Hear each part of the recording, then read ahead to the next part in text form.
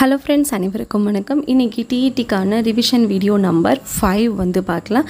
இந்த வீடியோ கண்டிப்பாக ஸ்கிப் பண்ணாமல் பாருங்கள். நிறைய டிஃப்ரென்ஸான கொஸ்டின் இருக்குது. ஃபர்ஸ்ட் ஒன், அறிவுசார் வரைபடம் என்ற சொல்லை உருவாக்கியவர் யார்? இதுக்கான ஆன்சர் என்ன அப்படின்னு சொல்லிட்டு பார்த்தீங்கன்னா ஈசி டால்மன். ஓகேங்களா? வரைபடம் உருவாக்கியவர் டால்மன், அதாவது இந்த கருத்து வரைபடம், தொகுத்தறிப்படம் அந்த மாதிரி. செகண்ட் கொஸ்டின், தொலைக்காட்சி கல்விக்கான செயற்கைக்கோள் எது? விடை இன்சாட் 1. தொலைக்காட்சி கல்வினா என்ன? இந்த கார்ட்டூன் நெட்வொர்க், இந்த சூச்சு டிவி, சுட்டி டிவி இதெல்லாம் தான். சரிங்களா? அந்த காலத்தில் டிடி கூட வந்து தொலைக்காட்சி சேனலாக தான், பொதிகை கூட எஜுகேஷன் சேனலாக இருந்திருக்கு. தேர்ட் கொஸ்டின், பெற்றோர்கள் தெரிந்து கொள்ள வேண்டிய 3A. Accept, adjust, appreciate. அதாவது நோ ரிட்டன் வேர்டு. நம்ம எது பண்ணாலும் அக்செப்ட் பண்ணிக்கணும், அட்ஜஸ்ட் பண்ணிக்கணும், அப்ரிஷியேட் பண்ணணுமே தவிர்த்து வேறு எதுவுமே பேசக்கூடாது போல். ஃபோர்த் கொஸ்டின், மைலின் ஷீட் என்பது, ஆக்சுவலாக அது ஷீத் இத்து வரும், நான் டைப் பண்ணும் போது இட்டாயிடுச்சு. புரதம் மற்றும் கொழுப்பினால் ஆனது. இந்த அடினரில், தைராய்டு, மைலின் ஷீத் இந்த மாதிரி படலங்கள், நியூரான்ஸ் இதெல்லாம் வந்து ரிலேட்டடாக நம்ம ஃபர்ஸ்ட் லெசனில் பார்த்துருப்போம். டிடிஎட்டில் சைக்காலஜியை பொறுத்த வரைக்கும் அதிலிருந்து எடுத்த ஒரு கொஸ்டின் தான் இது. ஃபிஃப்த்து கொஸ்டின், விஞ்ஞானிகளின் சிந்தனை எவ்வகை சிந்தனை? விஞ்ஞானிகள்னால் ஏதோ ஒரு புதுசாக ஒரு விஷயத்தை உருவாக்குவாங்க, புதுசாக உருவாக்குவாங்க. அப்போ அவங்களுடைய சிந்தனை புதுமை சிந்தனை. இந்த சிந்தனைக்குள்ளே தான் விரி சிந்தனை, குவி சிந்தனை, பரந்த சிந்தனை, விரிந்த சிந்தனை, புதுமை சிந்தனைன்ட்டு நிறைய டைப்ஸ் வருது. ஸோ ஒன்றுத்துக்கு தனித்தனி டெஃபினிஷன். சிக்ஸ்த்து கொஸ்டின், இரு காரணி கோட்பாடு இவற்றை அறிமுகப்படுத்தியவர் யார்? ஓகே, இதோடைய ஆன்சர் வந்து ஸ்பியர்மன். ப்ரீவியஸ் வீடியோவில் பார்த்துருப்போம் அந்த இரு காரணிகள் என்னென்னு. யாருக்காவது ஞாபகம் இருந்துச்சுன்னா கமெண்ட்டில் சொல்லுங்கள். செவன்த்து கொஸ்டின், மாஸ்லோவின் கற்றல் படிநிலைகள் எத்தனை? மாஸ்லோவுடைய கற்றல் படிநிலைகள் 7. ஸோ கற்றல் படிநிலைகள் அப்படின்னு எடுத்துக்கிட்டோன்னா நிறைய பேர் நிறைய விதமான படிநிலைகள் கொடுத்துருப்பாங்க. ஸோ அதை நம்ம தனியாக பார்க்கலாம், நமக்கு நேரம் இல்லை. மெயினாக எயித்து கொஸ்டின், நெறிப்பிரள் நடத்தை கோட்பாட்டை அறிமுகப்படுத்தியவர் யார்? இது ஆக்சுவலாக ஹுட்டன், அந்த ஹூ வரும், அந்த வேர்டே என்னோட கீபேடில் இல்லை, அதனால் ஹிட்டன் போட்டுட்டேன். நைன்த்து கொஸ்டின், கூட்டாளி குழு பருவம் என்பது, இதை பார்த்தோன்னே கண்ணை மூடிட்டு நம்ம ஆன்சர் பண்ணிடலாம். கூட்டாளி குழு பருவம் அப்படின்னாலே பிள்ளை பருவம் தான். அவங்க தான் ஜாலியாக கேங் சேர்த்து வச்சு விளையாடுவாங்க. ஒரு ஏஜுக்கு மேலே நம்ம அப்படி இருக்க மாட்டோம், அது நமக்கு எக்ஸ்பீரியன்ஸ்லேயே தெரியும். நெக்ஸ்ட் கொஸ்டின் பார்க்கலாம். சிசு பருவம் என்பது எவ்வயது முதல் எவ்வயது வரை? ஆக்சுவலாக இந்த பருவத்தை சிசு பருவம், குழந்தை பருவம், குறுநடை பருவம், முன்பள்ளி பருவம், பின்பள்ளி பருவம்னு 8 வகையாக பிரிப்பாங்க. அதில் நம்ம கரெக்டாக இந்த சிசு பருவம் ஞாபகம் வச்சுக்கிட்டோன்னா நமக்கு அந்த ஏஜ் கரெக்டாக தெரிஞ்சிடும். இது 0 to 1. ரெண்டாவது பருவம் தான் வந்து குறுநடை பருவம். சரிங்களா? குறுநடை பருவம் அப்படின்றது அப்படியே இதோடைய கண்டினியூஷன், 1லேருந்து 3. அதுக்கப்புறமா முன்பள்ளி பருவம், பின்பள்ளி பருவம், அப்புறமா குமரப்பருவம், அதுக்கப்புறமா வாலிப பருவம் அப்படின்னு சொல்லிட்டு நிறைய வரும். அந்த முதுமை பருவம் எல்லாம் சேர்த்து வரும். 12th கொஸ்டின், தற்போது நடைமுறையில் உள்ள ஆசிரிய மாணவ விகிதாச்சாரம் எது?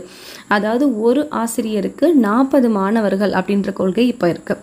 13th ஒன், பசிக்கும் போது அழுதால் பால் கிடைக்கும் என்று குழந்தை கற்றுக்கொள்வது எவ்வகை கற்றல்? உட்காட்சி வழி கற்றல். அதாவது நினச்சிக்கும் நம்ம அழுதா இப்போ பால் கிடைக்கும், அது போல் இதுக்கு ரிலேட்டடாக நீங்கள் எந்த இது வேணால் போட்டுக்கலாம். உட்காட்சி மூலம் கற்றதை சோதனையின் மூலம் நிரூபித்தவர் யார் அப்படின்றது கொஸ்டின். இதுக்கான ஆன்சர் என்ன? கோலர். இவர் தான் வந்து இந்த உட்காட்சி மூலம் கட்டுறதுக்காக சிம்பாஞ்சியை வச்சு சோதனை பண்ணார்.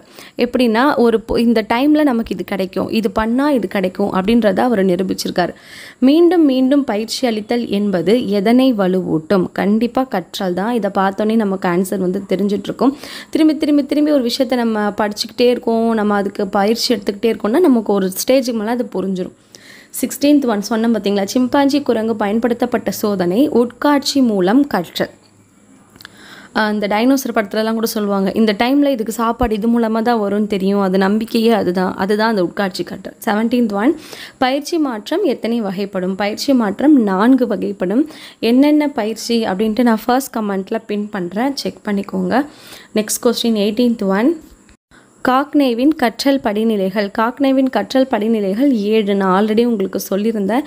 ஒருத்தவங்க ஒரு படிநிலைகள் கொடுத்துருக்காங்க. மிதிவண்டி ஓட்ட கற்றுக்கொள்வது எவ்வகை கற்றல்? அது முயன்று தவறி கற்றல். இந்த தட்டச்சு பயில்வதுமே முயன்று தவறி கற்றல் தான். எப்படி முயன்று தவறி இதுதான் இப்படி தான் சொல்லிட்டு திருப்பி அதை கற்றுக்கிட்டு ஃபெயில் ஆகிட்டு ஒரு ஸ்டேஜுக்கு மேலே கற்றுப்பாங்க. நடமாடும் பள்ளியை முன்மொழிந்தவர் யார்? மெக்டொனால்டு ஓல்ட் மெக்டொனால்ட் அந்த சாங் ஞாபகம் வச்சுக்கலாம் ஈஸியாக இருக்கிறதுக்காக. நடமாடும் பள்ளி, அதுக்கப்புறமா இந்த மாதிரி நவோதயா பள்ளிகள், இதுக்கு நாலந்தா பல்கலைக்கழகம், இதெல்லாம் எப்போ உருவானது, எதனால், அதெல்லாம் நிறைய கேட்பாங்க. 21 நீந்துதல், நடத்தல், ஓடுதல் என்பது எவ்வகை கற்றல்? இதெல்லாம் நம்மளுடைய உடலை சார்ந்து இருக்குது, உடல் இயக்க கற்றல் அதெல்லாம். நெக்ஸ்ட் கொஸ்டின் பார்க்கலாம். 22 நவோதயா பள்ளிகளை நிர்வாகம் செய்வது எந்த அரசு? நவோதயா பள்ளிகள் அப்படின்னும் போது அது மத்திய அரசு தான். சிபிஎஸ்சி சென்ட்ரல் அவங்க தான், நம்ம கிடையாது, ஸ்டேட் கிடையாது. 23 பாவ்லவ் தன் சோதனைக்கு பயன்படுத்திய விலங்கியது? அது பாவலர் இல்லை, ஆக்சுவலாக பாவ்லவ் நாயை தான் அவர் பயன்படுத்தியிருக்கார். இதுக்கு முன்னாடி பூனையை ஒருத்தர் பயன்படுத்தியிருக்காருன்னு நான் சொன்னேன். அவர் யார் ஞாபகம் இருந்தால் எனக்கு கமெண்ட்டில் சொல்லுங்கள். பார்க்கலன்னா அந்த வீடியோவும் போய் பார்த்துட்டு வாங்க. 24 வெப்பத்தினால் ஒரு பாத்திரம் விரிவடைகிறது. இது எவ்வகை கற்றல்? விதிகள் மூலம் கற்றல். ஏன் அது விரிவடையுது அப்படின்றத ரீசன் நம்ம தெரிஞ்சுக்கிட்டாதான் அது நம்ம மைண்டில் ரிஜிஸ்டர் ஆகும். 25 பேசுவது எழுதுவது எவ்வகை கற்றல்? சங்கிலி கற்றல். நமக்கு நேரம் ரொம்ப கம்மியாக இருக்குது அப்படின்றனால என்னால் வீடியோ எடுத்து அதுக்கு நான் டைப் பண்ணி வாய்ஸ் ஓவர் கொடுத்து அதுக்கு ஆக்சுவலாக எனக்கு நேரம் இல்லைன்றனால ரொம்ப டைம் எடுத்துக்குதுன்றனால நான் 25 கொஸ்டின்ஸ் தான் போட்டிருந்தேன்.